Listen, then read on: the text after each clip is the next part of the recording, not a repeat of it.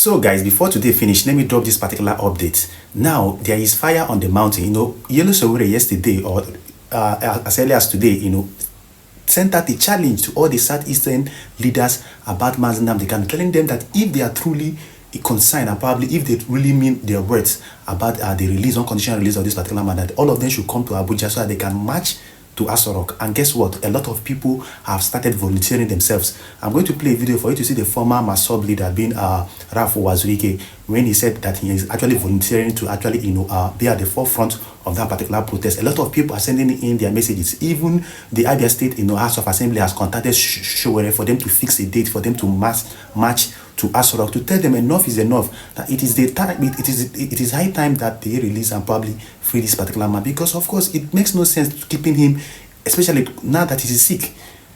A man that is actually asking for proper medical attention, and they are trying to play games of politics with his own health, which is a fundamental right of someone. The right to health is equivalent to the right to life of somebody, and it's the fundamental human right of him. And apart from that, remember that today, Nnamdi Kanu actually appeared before the Court of Justice, James Omotosho, but nothing was done. The case was actually shifted to 16th of October because of what? The Nigerian Medical Association, did not present the medical report and the assessment they had on Nnamdi Kanu, so they had to adjourn that particular court session. Meanwhile, I'm going to briefly play a video for you to listen to what Nnamdi Kanu's lawyer said after today's court, session. So we have a lot of things and a whole lot of things we are going to be discussing on this particular channel. Please do go to subscribe, because here we'll be giving it to you guys hot as it hot. So do go to subscribe and click on the notification button so I get notified whenever we drop important updates and videos like this. Now let me play the video of Ralph Wazirike when he said and he volunteered to join Sowore and others to march towards Asorok, where Bola Tinubu is residing. I've listened to the court appearance of Nnamdi Kanu today, and listened to the representations made by his lawyers, and which to say that I want to be part of any peaceful demonstration in Abuja or anywhere in Nigeria for the release of Nnamdi Kanu. I personally reached out to Barrister Lawyer Jimako long ago, telling him that I would want to be one of the witnesses, defense witnesses to Nnamdi Kanu. Recently, just about last week, I reminded him of my desire to be one of the defense witnesses to Nnamdi Kanu. You can ask Lawyer Jimako. I told him. So for this new development, I want to be part of it. I'm ready to go to Abuja or any part of Nigeria where such demonstrations will take place. I will be part of it, provided it is anchored on non-violence, peaceful protest. I will be there, and I mean it. I will personally be there. This is not all about Nnamdi Kanu. This is about Ndibo. If anybody thinks that Nnamdi Kanu is being humiliated today, no. It's Ndibo that are being humiliated. It's not about Nnamdi Kanu. There's nothing like terrorism, this and that. Nothing like that. When my men were being killed in the streets of Southeast, were they terrorists? What did they do? When you want to start, you tell us. Hello everybody, today is the 8th of October. I'm here with some of the members of the legal team. We just emerged from the closure of proceedings in the case of Nnamdi Kanu for today. The story is not going to be too long, it's very short. The prosecution made a motion, an application to adjourn this matter because the Nigerian Medical Association did not file the report that the court mandated it to file on the last adjourned date.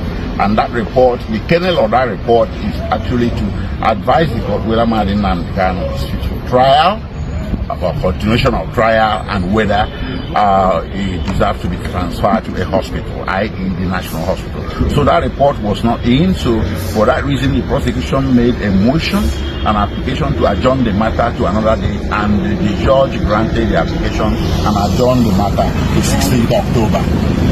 So on the issue of medical counsel, Yesterday, medical council sat on the issue that has to do with Professor Aj.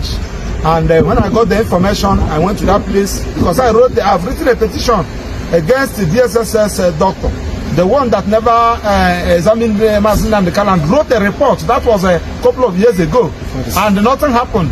Then I also wrote another one against the doctor that never examined Nnamdi Kanu, but had the audacity to depose 37 paragraph affidavit, countering the report of Professor Aj. But surprisingly, they left my own petition and they created another issue. I went there, confronted them with it, so they succeeded in intimidating me and harassing me with a petition against me at the FPDC. But that one is a different ballgame altogether. Now to the president, Mr. President, the President of the Federal Republic of Nigeria, please, as a matter of urgency, direct Attorney General to discontinue this funny charge. This charge is embarrassing Nigeria the more, and the more they keep on applying for adjournment. I know that they must have advised you. Now, from the video, you can see that a lot of people are willing to actually, join Yellow Showere to actually, march and tell Bola Tinubu that it is high time you free this particular man. Now, from the video again, you can see what Nnamdi Kanu's lawyer said about how the court session actually went today. It was actually stalled because of the absence of the medical report from the Nigerian Medical Association. And again, the reason why the court was actually demanding for the medical report is to know if Nnamdi Kanu is medically fit to even stand trial. That means if the medical report says he can no longer stand trial,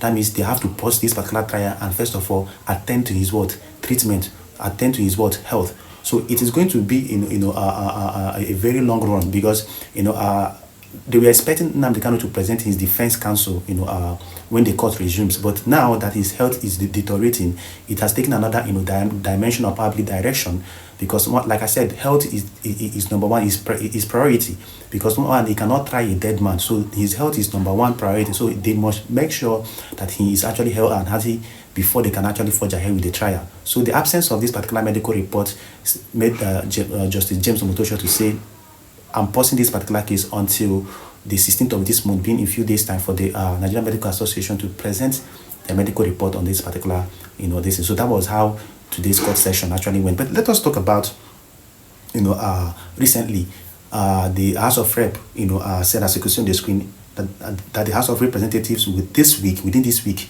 debate a motion seeking the urgent medical intervention for the detained leader of the indigenous people of Biafra.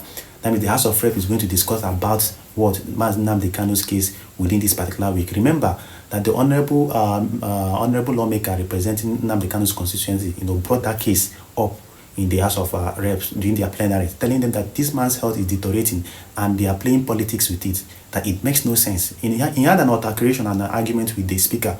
A lot of argument with the speaker, being Tajuddin Abbas, telling him that he sent a letter to him and he did not even respond to the letter. That he equally sent a letter to Bola Tinubu and even to the Attorney General of the Federation, but they didn't respond to him with respect to this particular case of Nnamdi Kanu's deteriorating health.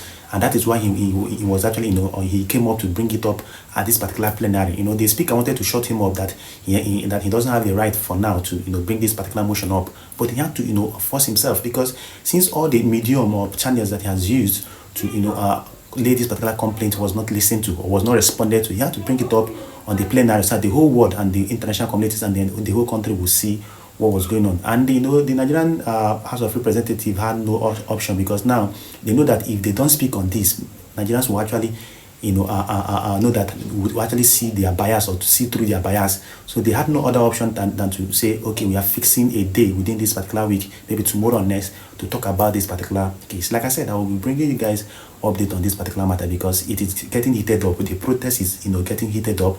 The House of Rep is actually going to deliberate extensively on this particular matter, because people are saying, what is even the essence of keeping this man? Because the insecurity in the southeastern part of the country is too much.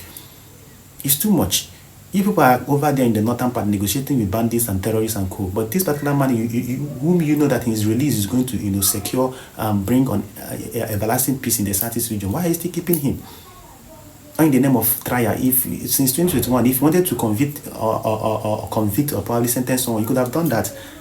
Since 2021, no single charge against him, nothing, just keeping him and adjourning cases. It makes no sense, literally. It literally makes no single iota of sense. So, it is getting heated up, and I think a lot of people are not ready to actually, tell Bola Tinubu, you have the prerogative of right and mercy to free this particular man. Stop playing politics, because we understand what you're doing. Because you know that you want to use him as a political tool ahead of 2027. Meanwhile, the Southeast is burning. Is your political ambition or your whatever, more important than the peace of the entire Southeast? Do you know how many millions of people have been displaced, and probably the issues that is actually happening in the Southeast? That is why a lot of people are saying, free this particular man first, so that the Southeast people and the region will know who these criminals that are causing havoc are. Because many people are, saying it is because of him. That is why so they are hiding under this umbrella to perpetrate all sorts of evil and atrocities, which literally makes no iota of sense. So free this particular man. Use your power, which is enshrined in the Constitution, that as the president, you have the sole and the prerogative of right or mercy to free anybody, to cancel any case, whether it is in court or not, to free anybody that you want to free. And Bola Tinubu, so you have the right to do that. When people try to tell you that it's not Bola Tinubu that is holding him, it's a lie. It is Bola Tinubu. He should do the needful and actually allow this particular man to go, reach a political solution, or what I call the alternative dispute resolution approach. Everything is not all about using the kinetic approach. No, there are sometimes you apply other methods because of peace. And that's why a lot of people have been calling Atiku Abubakar to be. A lot of people, celebrities, have been telling him, very dark man, release this particular man and free him for the peace of the Southeast region. Enough is enough. Enough is enough. So we can't keep on, going through the same rhetorics of back and forth, especially now that his health is deteriorating. People are saying, do not allow this particular man to die in detention. It will make no sense. In fact, it will be like causing more, it's like pouring fuel into fire. It is going to cause more flame and issues, especially not just within the South, but in the country. So people are telling him that he should, as a matter of fact, release this particular man and free him unconditionally, because as a matter of fact, that is the only option that is going to bring peace and everlasting peace in the Southeast region. So we have these are the basic things that actually happen. So we'll keep on updating you guys as the time goes on. Like tomorrow or next, the House of Rep is going to discuss or deliberate upon this matter, and I'm going to still bring it up for you guys. Please don't forget to subscribe and click on the notification bell so you'll be getting updates on this particular matter. I will keep on updating you guys and bringing detailed information about what's actually going on. So don't forget to subscribe, drop your comments in the comment section, and equally follow us on this particular channel. See you guys later.